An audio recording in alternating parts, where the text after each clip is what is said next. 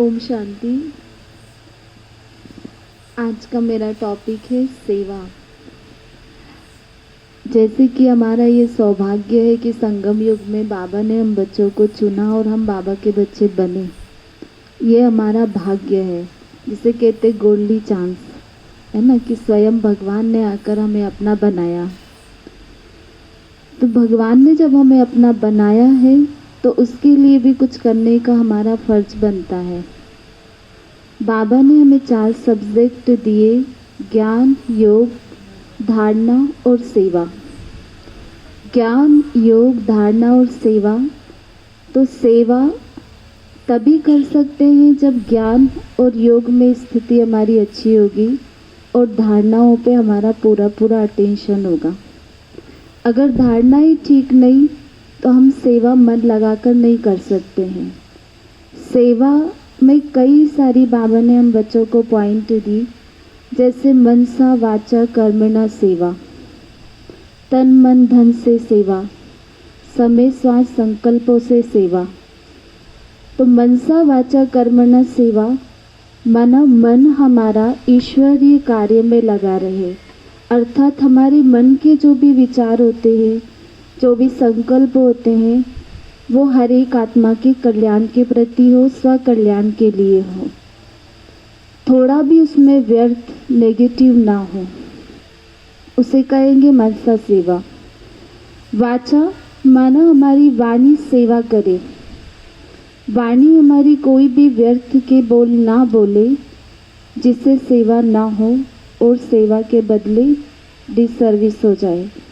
तो सेवा माना वाचा ऐसे बोल बोले जो सुनने वाले को कुछ प्राप्ति का अनुभव हो, और कर्मणा माना कर्मों से सेवा को दर्शाना, कि हम जो भी कार्य कर रहे हैं वो सेवा के रूप में अनुभव हो।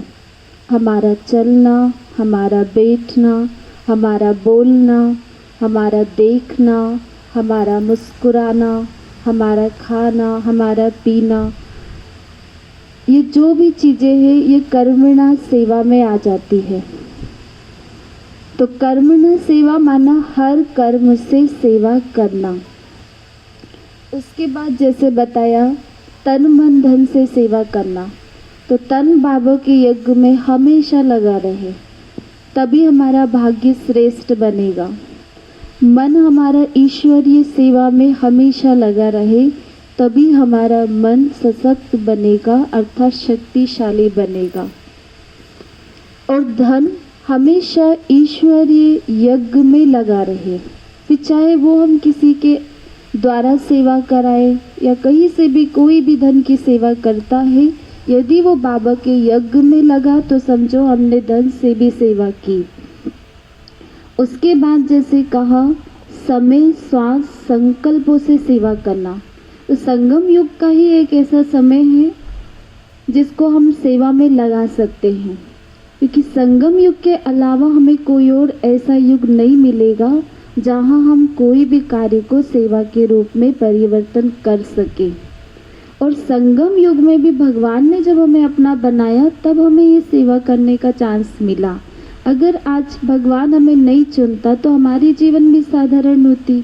बाबा ने हमें चुना तो हम सेवा के लायक बने, अर्थात सेवा करने का हमें ये बहुत अच्छा चांस मिला।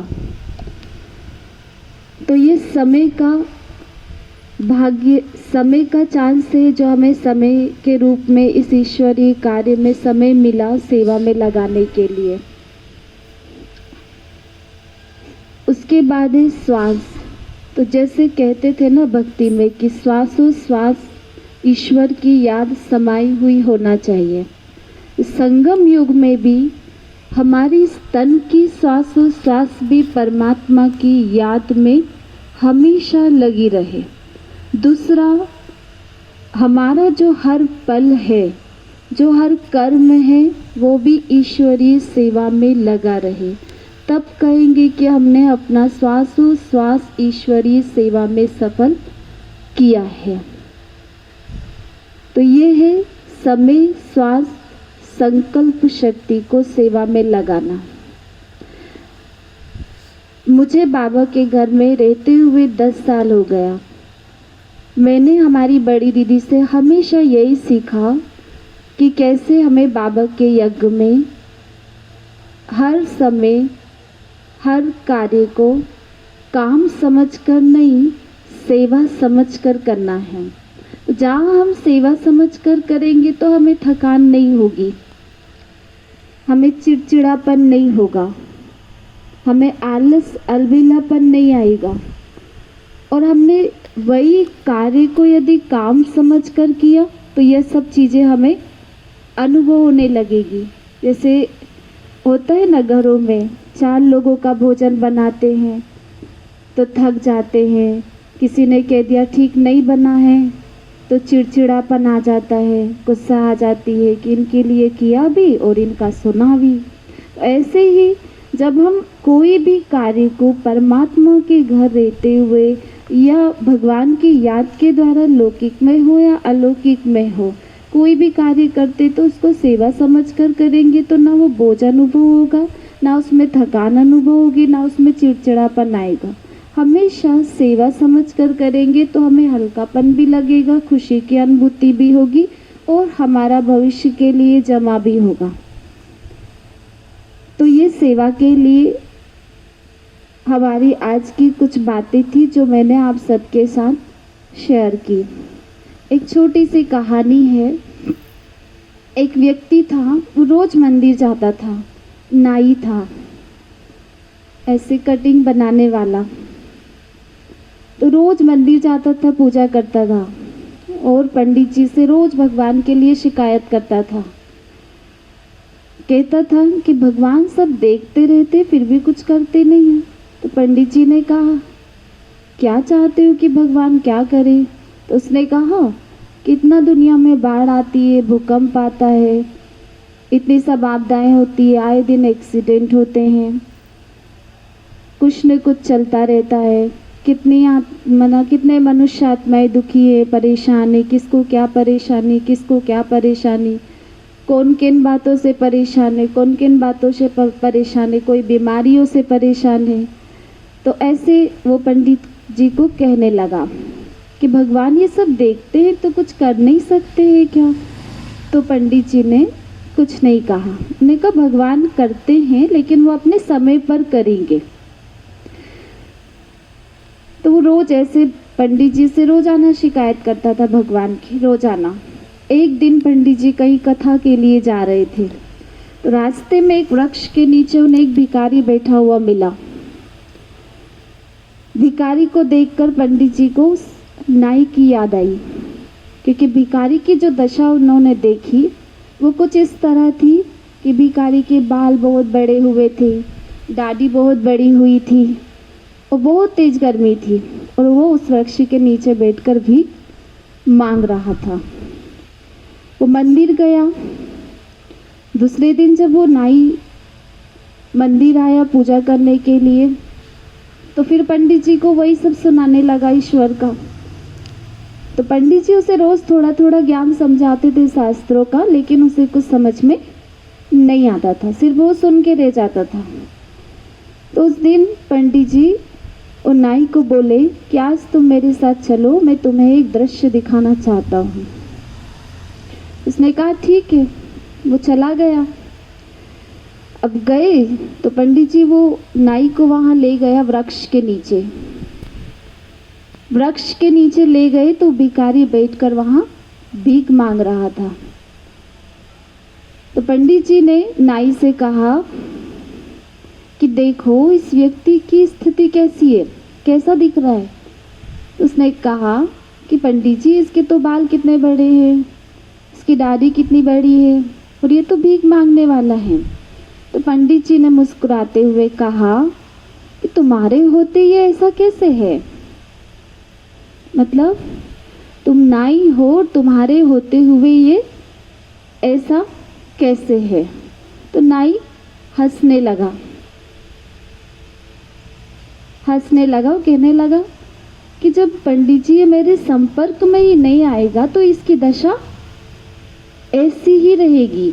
अगर ये मेरे संपर्क में आता, ये मेरे पास आता तो इसकी स्थिति, इसकी जो आज ये दशा दिख रही है, ये परिवर्तन जैसी होती, माना एकदम जैसे मनुष्यों की साधारण होती है ऐसे होती, बाल भी कटे हुए होती, दाढ़ी भी बनी हुई होती।